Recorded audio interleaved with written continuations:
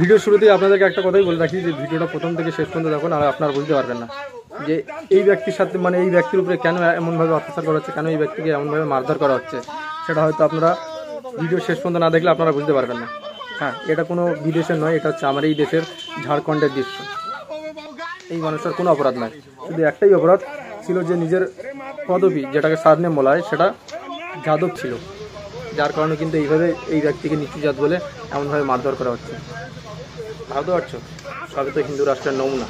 আমরা কিন্তু কিছুদিন আগে আরেকটা ভিডিও দেখেছি যে এমনই একটি দুর্ঘটনা দেখেছি, যে এমনই একটি দৃশ্য আমরা দেখেছি যে একজন ব্যক্তি ভাগবত পাঠ করতে গেছিলেন, কিন্তু সেই ব্যক্তিরও সারনেম ছিল যাদব।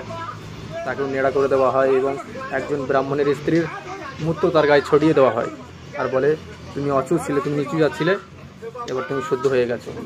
ভাবতে পারছো, আমরা সেই দেশে বসবাস করছি যে দেশে আজও জাতপাত বলে বিচার করা হয়, আজও উঁচু জাত নিচু জাত বলে তাদের উপরে অত্যাচার করা হয়। আমরা সেই দেশে বসবাস করছি। হ্যাঁ, এই যে কিছু মানুষ এই যে মিষ্টি গলায় বলছে না যে হিন্দু রাষ্ট্র গড়ো, নিজের জাতপাত হাঁটাও, আর হিন্দু রাষ্ট্র গড়ো, নিজের রাষ্ট্রকে বাঁচাও। ভাই, এটা হচ্ছে হিন্দু রাষ্ট্রের নমুনা, ব্রাহ্মণ রাষ্ট্রের নমুনা এগুলো, এই ছাড়া আর কোনো কিছু নয়।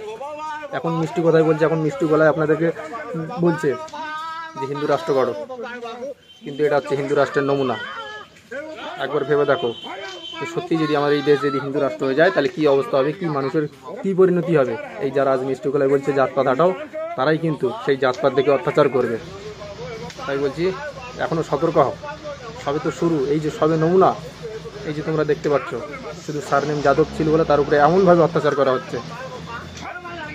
মানে এরা নিচু জাতের মানুষ বলে মানুষ মনে করে না, তাদেরকে পশু মনে করে। একমাত্র পশুদের মতোই কিন্তু মানুষের উপরে অত্যাচার করা হচ্ছে। ভালো করে দেখো ভাই, আমরা কোন দেশে বসবাস করছি? সেই যে দেশে বসবাস করছি সে দেশে কিন্তু এখনও কিন্তু এইভাবে জাতপাত দেখে বিচার করা হয়।